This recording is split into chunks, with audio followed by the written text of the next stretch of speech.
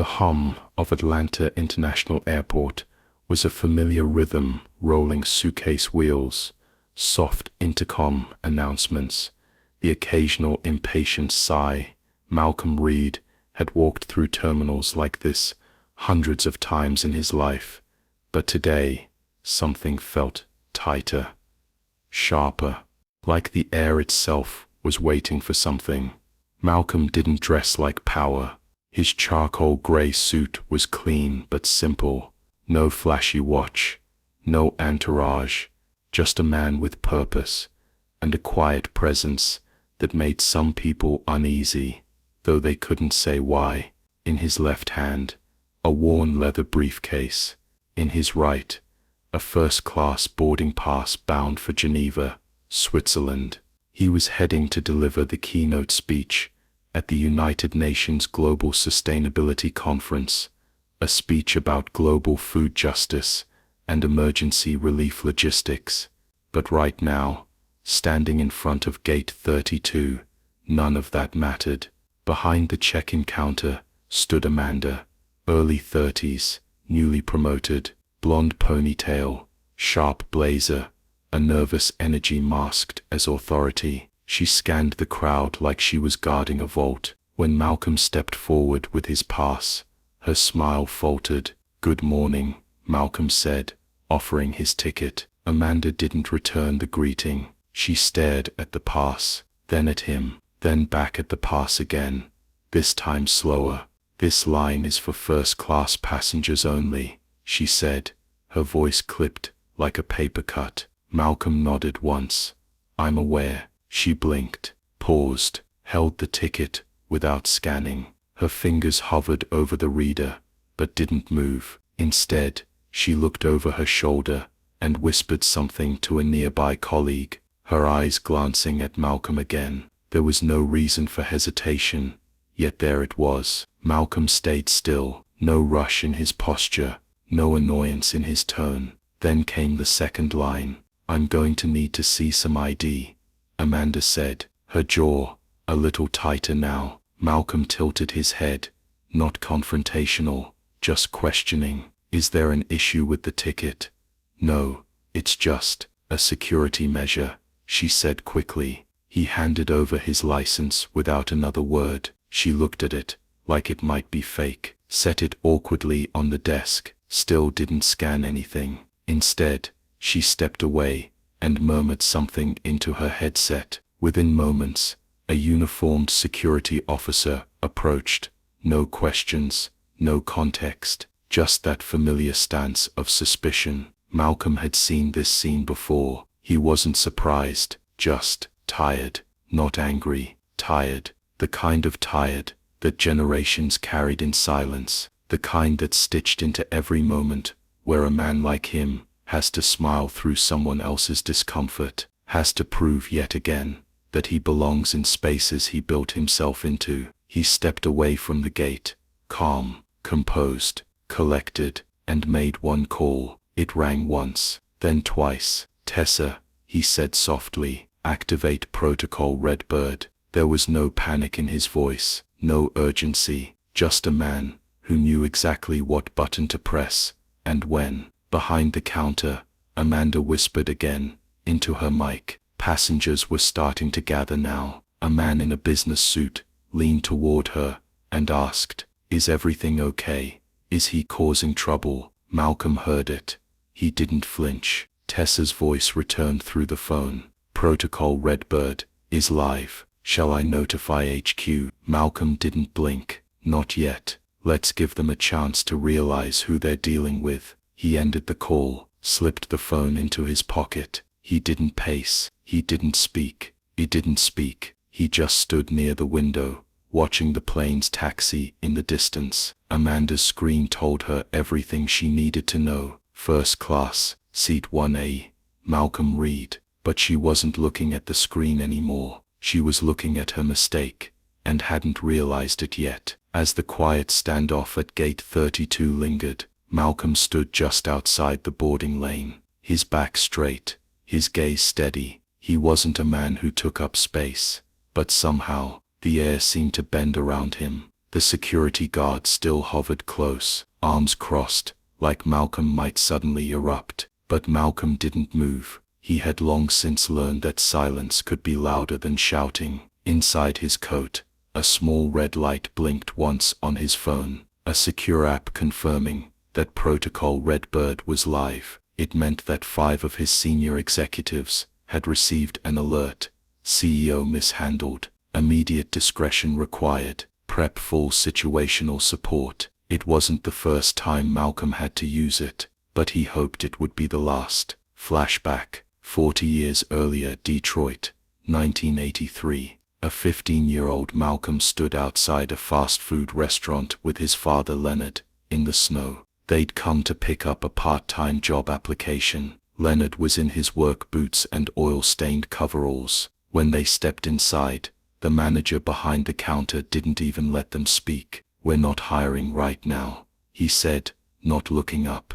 There was a help wanted sign taped to the door behind him. Malcolm remembered the way his father stood there for a moment, not angry, not bitter, just quiet. Then he turned, hand on Malcolm's shoulder, and said, "Let's go, son. You don't beg a seat at a table you could build yourself." Back at gate 32, Malcolm exhaled slowly, the memory warm and grounding. His phone buzzed again. Tessa, her voice, calm and composed, came through his earpiece. "UN Logistics Director for Geneva has been alerted. Your Geneva keynote start time is being flexed by 30 minutes. Airline corporate has been pinged. Sonia Chavez will be en route within the hour." "Thanks," Malcolm said. "No need to push. Let them realize." He slipped the earpiece out, just as Amanda's voice crackled nervously through her headset. "Still standing by. Passenger is calm,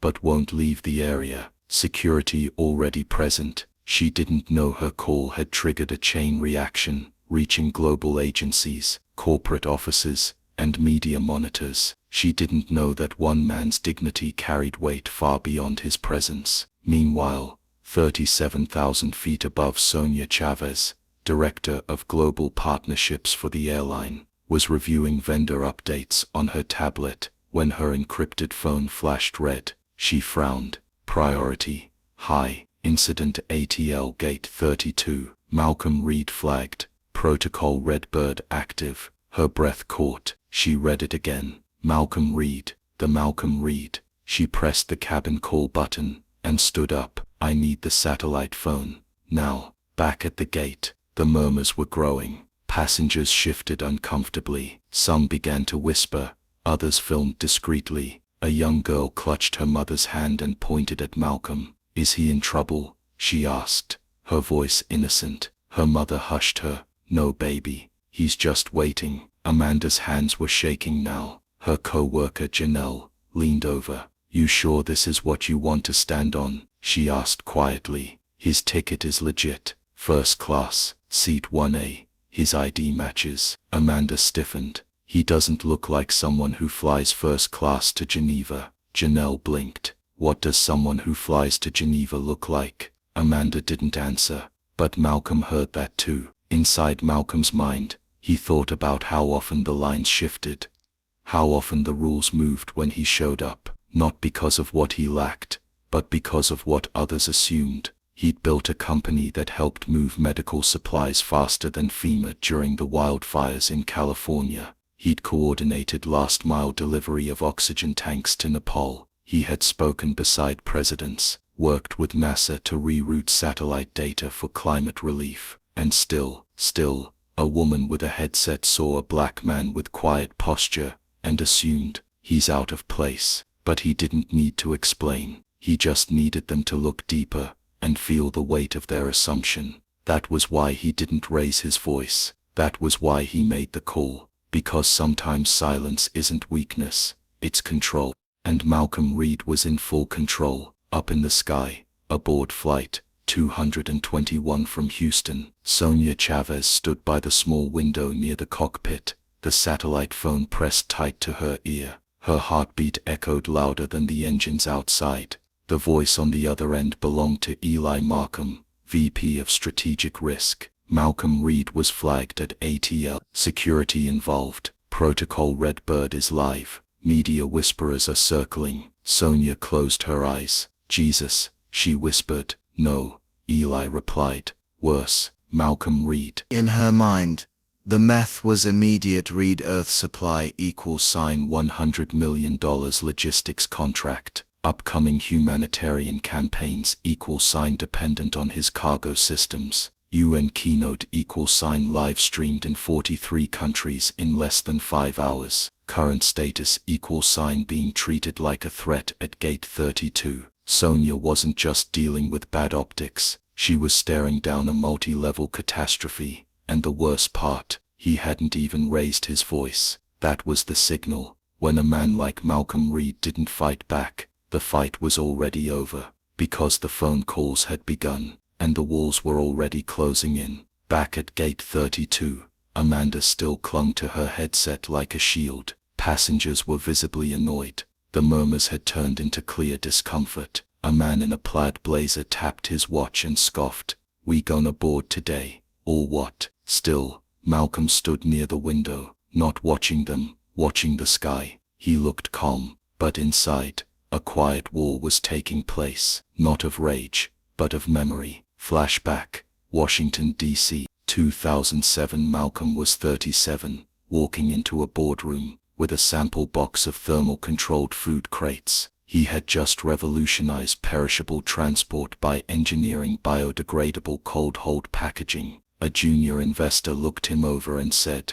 "The delivery guy can leave the samples by the door." Malcolm smiled then too, and left the samples along with the patent acquisition papers they'd begged him for 6 months later. Now, in Atlanta, his breath was steady, measured. He counted them slowly. 5 seconds in, 5 seconds out. A discipline he'd mastered not from yoga, but from decades of holding his own dignity, while others chipped at it without knowing. From the side, a soft voice interrupted the static. "Mr. Reed." It was Janelle, the second gate agent, now pale with realization. She had just received a message on her work tablet, a name, a warning, and a whisper from the supervisor above her. She approached slowly. "I think there's been a mistake," she said, voice low. Malcolm turned slightly, not cold, just still. "I know," he said. Janelle's eyes darted toward Amanda, who was now typing furiously, trying to override her earlier notes.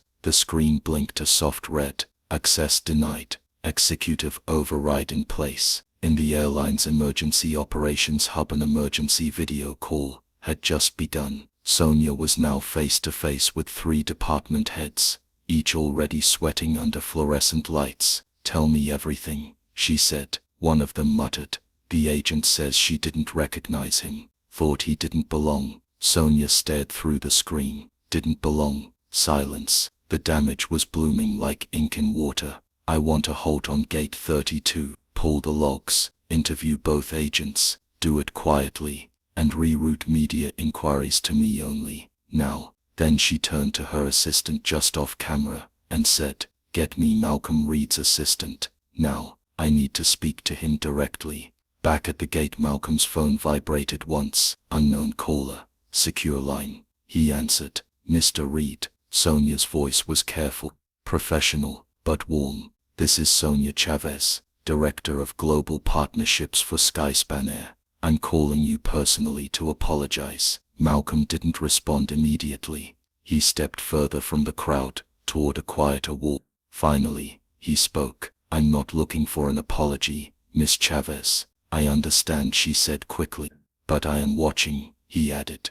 "And I'm listening. What happens next will say more than any apology ever could." Sonia paused, her throat tight. "You have my full attention." Malcolm's voice was steady, anchored in something deeper than anger. "Good. Because I'm not the only one you'll need to answer to. I'm just the only one with a seat in 1A. He ended the call without waiting for a reply. Amanda looked up one last time. Her monitor now blinked. CEO Malcolm Reed. Priority passenger. Do not delay. Gate escalation logged. Internal review pending. She stared at Malcolm again, but he didn't look at her. Not with rage, not with spite, just with something far heavier. Disappointment. The announcement came softly, softer than usual. Final boarding call for Flight 488 to Geneva. All first-class passengers may now proceed to the gate. The voice trembled slightly through the speaker. The crowd had gone quiet. Amanda stepped back from the counter, as if the desk itself no longer shielded her. Her headset now hung useless around her neck. Her hands were folded tightly, knuckles pale. Malcolm didn't move, not immediately. He waited, just long enough for everyone around him to feel the delay in their own chest. Then, with a grace that betrayed none of the storm behind him, he stepped forward. Each step was measured, not slow, not fast, just exact. The kind of walk that didn't demand attention, but held it anyway. Janelle was the one who met him at the scanner. Her eyes wouldn't meet his, but her voice was steady. "Welcome aboard, Mr. Reed." She scanned his boarding pass with a beep that sounded almost reverent. Malcolm gave her the slightest nod, not approval, not forgiveness, just acknowledgement. And then he walked down the jet bridge. Inside the aircraft, the lead flight attendant, a young black man named Isaiah, stood waiting at the door. He had been briefed, not through protocols or alerts, but from whispers. "Mr. Reed," Isaiah said quietly, holding out his hand, "we're honored to have you with us." Malcolm shook his hand, warm, firm, grounded. "If there's anything you need," Isaiah continued, "anything at all, just say the word." "I just want a quiet flight," Malcolm replied. Isaiah nodded. "Understood." But that simple phrase, a quiet flight, hung in the air, like scripture, because what Malcolm wanted wasn't silence. He already had that. He wanted respect, recognition, rest. Seat 1A. The front left seat was wide, plush, and preset, with a bottle of water and a warmed towel. But Malcolm didn't sit right away. He stood for a moment, looking down at the leather seat. His reflection shone faintly in the polished screen of the in-flight monitor. He was remembering another seat, the plastic bench in a juvenile detention center, where he'd once visited a friend who got stopped for matching a description. He remembered the waiting room at a hospital where a nurse asked him, "Are you the driver or the father?" before letting him through to see his daughter. It didn't matter how many floors his company had in its New York headquarters. It didn't matter that he had built a better emergency logistics network than the federal government. It didn't matter that half the vaccines airlifted to South America last year moved through his warehouses. All it took was one glance and someone else's assumption. In that moment, something shifted. It wasn't rage. That would have been easier. It was the weight of carrying dignity, like armor, of checking your tone, your expression, your body language. Every second you occupy space you've rightfully earned. He took a deep breath, held it, then sat down. The leather barely creaked beneath him. Just outside, the jet bridge hadn't retracted yet. Behind the scenes, things were not calm. Amanda had been quietly escorted off the floor. Her badge had been deactivated. She was not fired yet, but was under internal review, not just for what she did, but for what she failed to see. Gate 32 was now flagged under audit, and the ripple had started to spread. 3 other flight departures under the same zone were now delayed, not for technical faults, but for culture checks. Internal Affairs had begun pulling gate logs, chat transcripts, security footage, and every word she'd spoken into her mic. But the real fallout wasn't measured in reports. It was happening in whispers, in break rooms, in group chats, among other gate agents, who said things like, "That's him, the guy who stayed silent and made the whole system freeze." He didn't yell,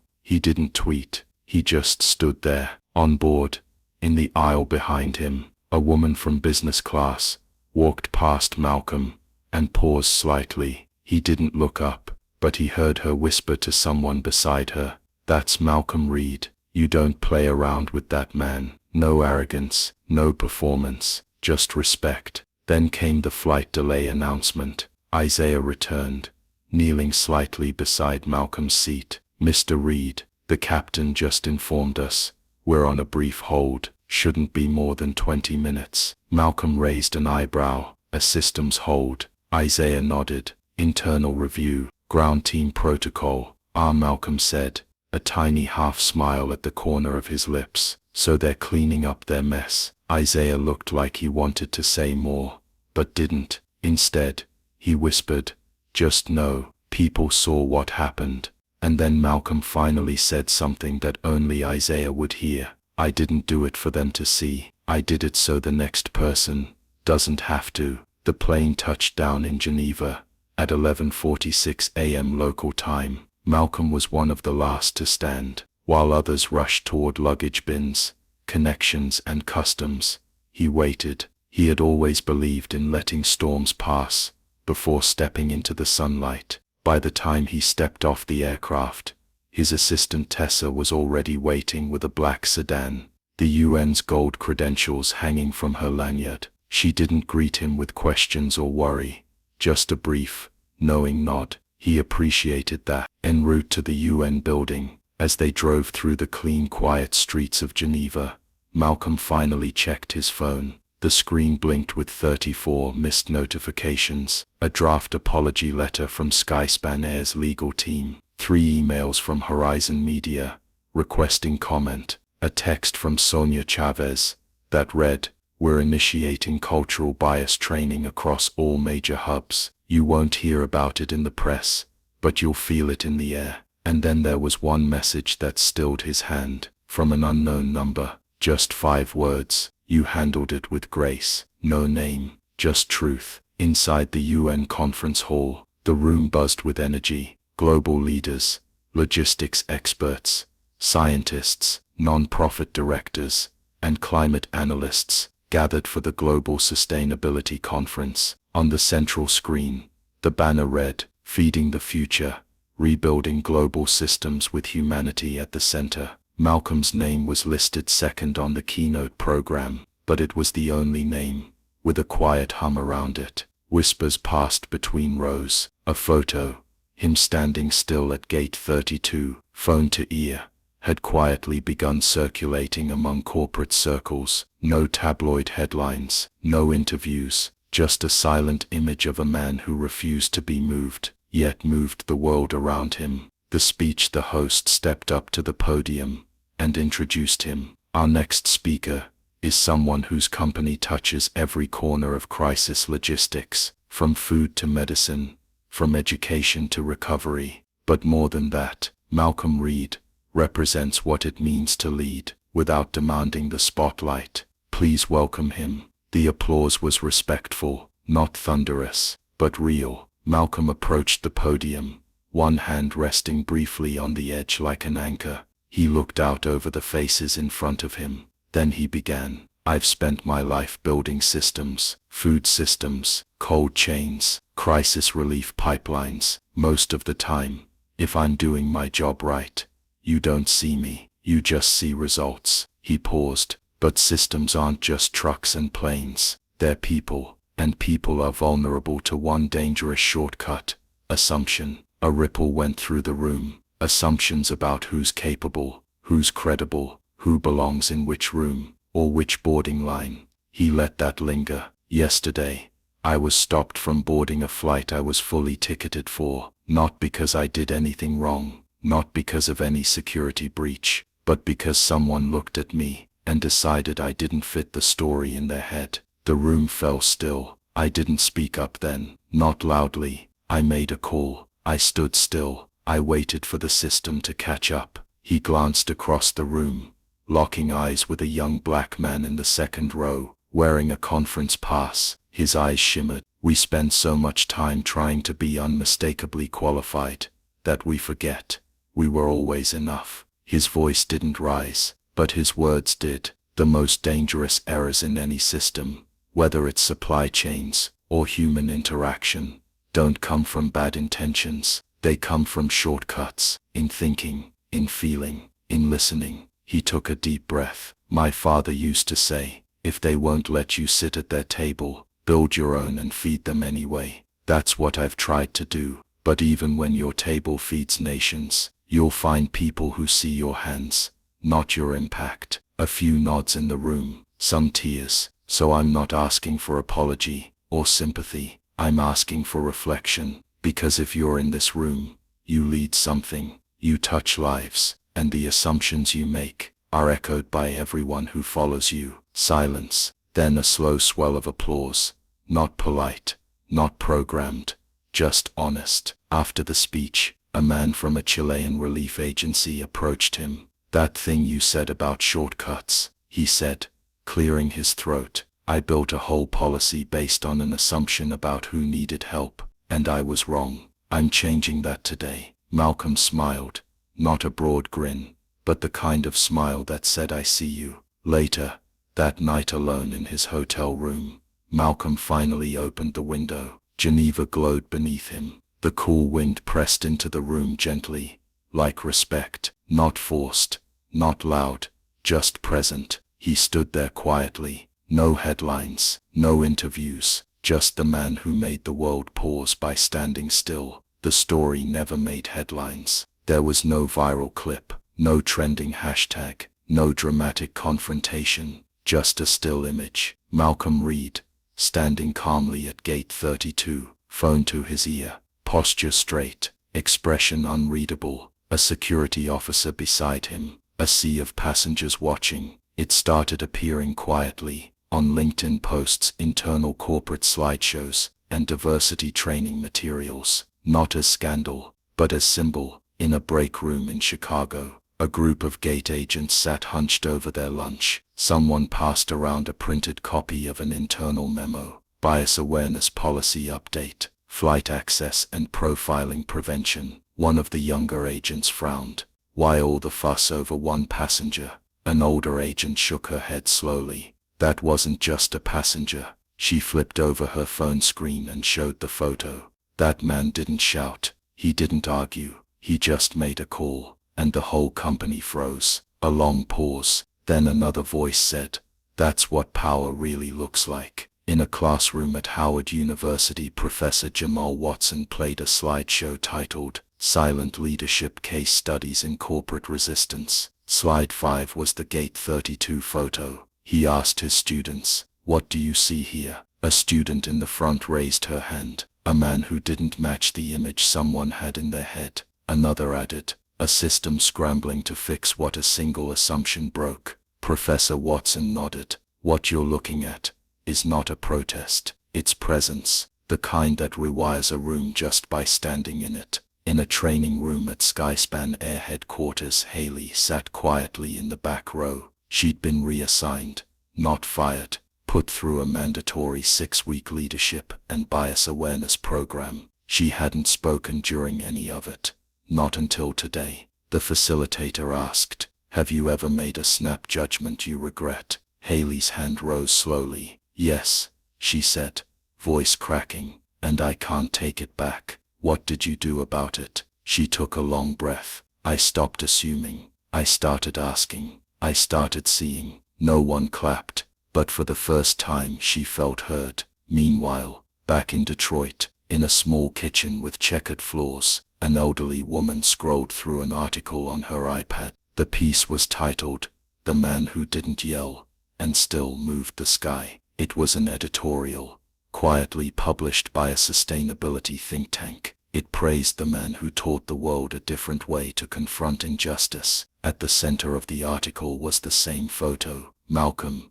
motionless, dignified, phone to ear. The woman smiled. "That's my boy," she whispered. Eunice Reed, his mother. She folded the iPad, placed it next to her mug of tea, and looked out the window. The neighbor's son was helping his little sister fix a squeaky bike chain. She watched him for a moment, then said softly, "They'll see him too, someday." Back at Reed Earth Supply HQ, Tessa stepped into Malcolm's office with a printout in hand. "It's from the UN," she said.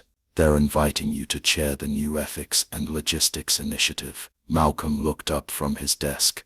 A clean, simple space, lined, not with trophies, but with framed thank you notes from communities his company had helped. He nodded. "Let's do it." Quietly, Tessa smirked. You always do, he chuckled under his breath. Later that night, Malcolm stood alone on the rooftop of his building. The skyline glowed behind him, not as a symbol of conquest, but continuance. He looked up at the stars, hands in his coat pockets, and whispered, I didn't want to be seen, but maybe being seen wasn't about me. Because the truth was, he hadn't changed the world that day. He had simply reminded it what dignity looked like, and in a world trained to only notice noise, he made stillness louder than ever before.